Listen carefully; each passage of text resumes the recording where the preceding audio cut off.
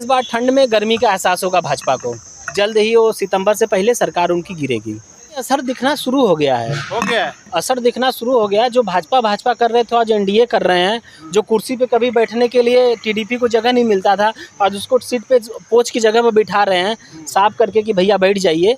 तो इसका असर है। उनको पता है कि मेरे पास उतना पैसा नहीं कि हम 300 400 करोड़ रुपया दे के सांसद विधायक खरीदे।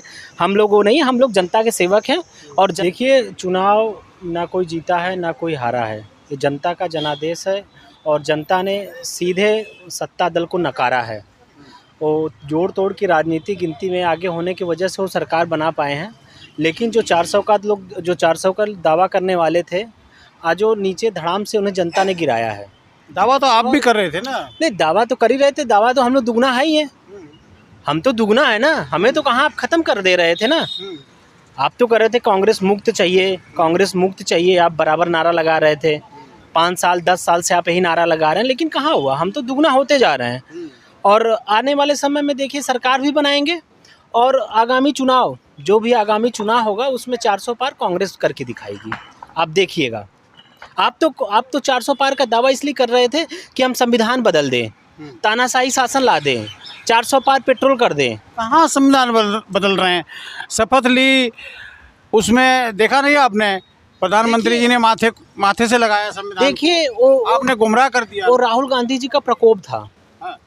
वो राहुल गांधी जी का प्रकोप था। जी बिल्कुल प्रकोप था कि उन्हें संविधान भी गले से लगाना पड़ा। संविधान के आगे नतमस्तक होना पड़ा।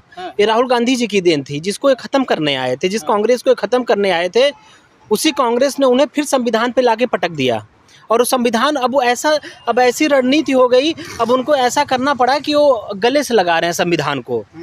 अब भाजपा नहीं कर रहे हैं, एनडीए कर रहे हैं। ये राहुल गांधी जी की ताकत है, ये जनता की ताकत है, ये संविधान की ताकत है, जो आज उन्हें संविधान को गले लगाना पड़ रहा है, संविधान को माथा टेकना पड़ रहा है। उन्होंने तो कभी ऐसा कहा ही नहीं था कि संविधान बदलेंगे। मोदी जी के मुंह से तो कभी निकला ही नहीं कि संविधान क्यों चाहिए था आपको 400 पार? आपके सांसदों ने तो बता दिया था ना।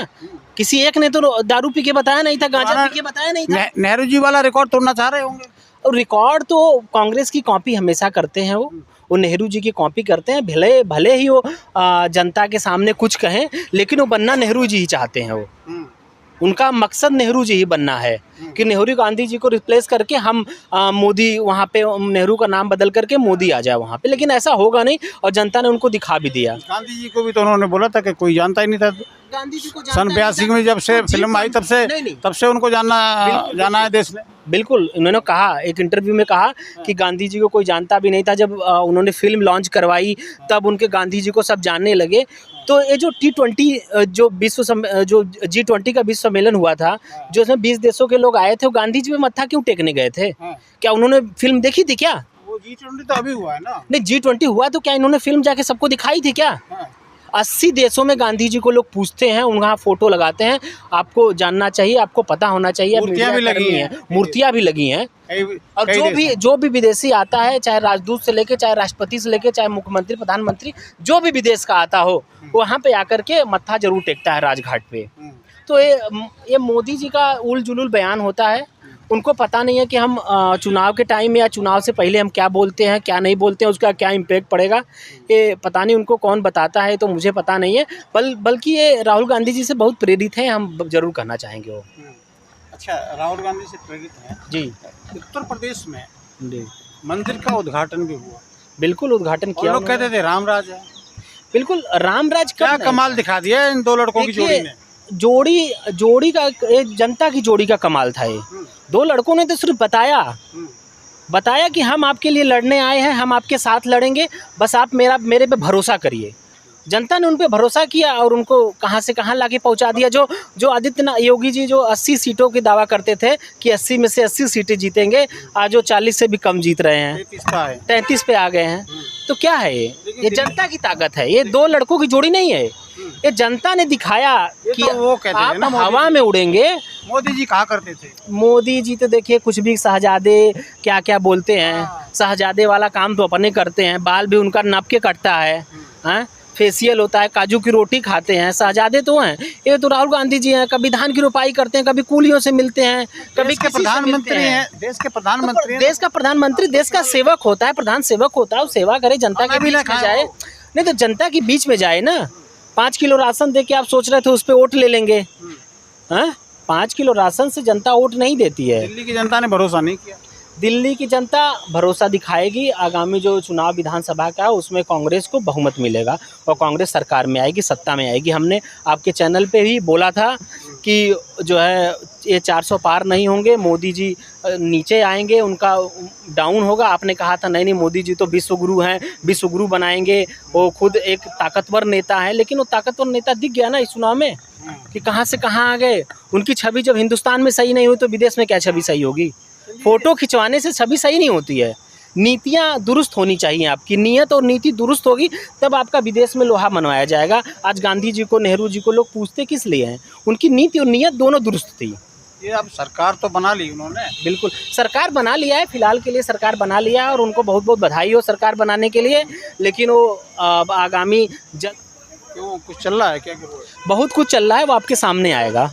बीजेपी करती थी वही आप करेंगे? नहीं, हम तो कुछ नहीं करेंगे, हम कुछ नहीं करेंगे। हमारे पास फोड़ की तैयारी कर ली क्या? हम जनता चाहती है कि कांग्रेस की सरकार बने, इसलिए जनता की जरूर सांसद जो है उनके जो गठबंधन दल है वो जरूर जानते हैं इस बात को और वो जरूर कांग्रेस को समर्थन जल्द से जल्द देंगे। उन्होंने तो समर्थन दे दिया, नीतीश जी ने पैर छू लिया उनके। दे दिया, कुछ कारण है, दे दिया उन्होंने, लेकिन वो जल्द से जल्द फिर वापसी करेंगे। चल रहा है इसका मतलब कुछ न कुछ चल रहा है, वो जनता तय कर रही है। जनता ने उन्हें सरकार न बनने के लिए वोट दिया था। तय करना था, कर लिया। अब जनता इसमें क्या तय करेगी? अब तो नेता तय करेंगे। नहीं तो जो सेवक है, जो सांसद बने हैं वो जनता की तो सेवक हैं। अब उनको उनका मान रखने के लिए कांग्रेस की सरकार बनाना है उनको, और जल्द से जल्द इस सरकार को गिराएंगे और कांग्रेस की सरकार जल्द से जल्द बनेगी। विधानसभा का अध्यक्ष सुनने में आया कि तेलुगु देशम पार्टी के चंद्रबाबू नायडू वो लोकसभा अध्यक्ष के लिए लोकसभा अध्यक्ष का चुनाव आने वाला है, मांग रहे हैं लोकसभा अध्यक्ष हमारा होना चाहिए। बहुत सी सारी चीजें कह रहे, रेल मंत्री हमें को नहीं मिला, नहीं बनाया ना।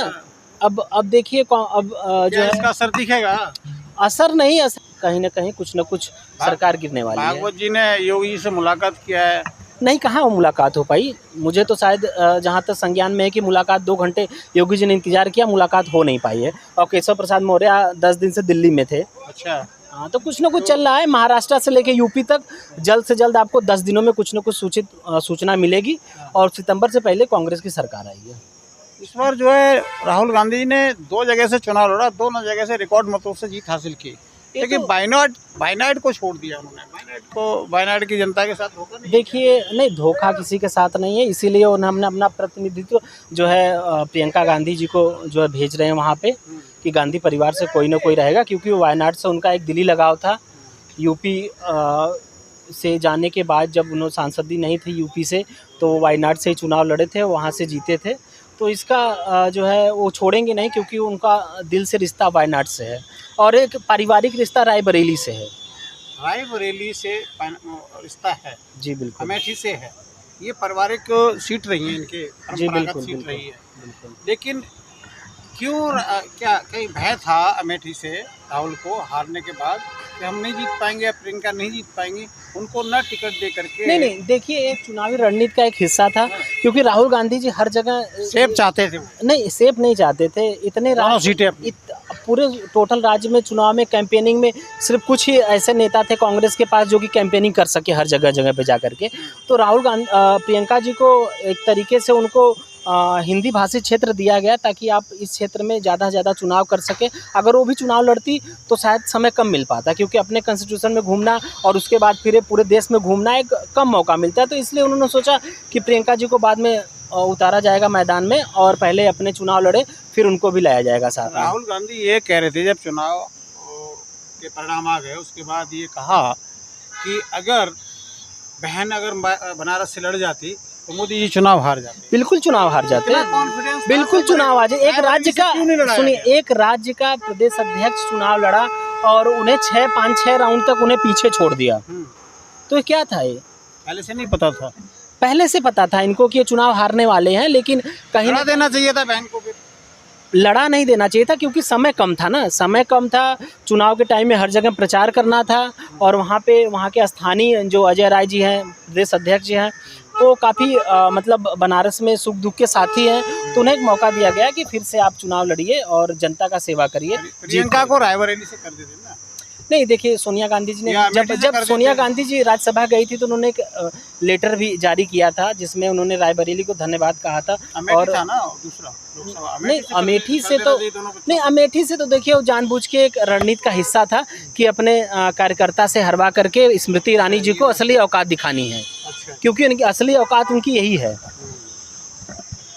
तो उम्मीद है कि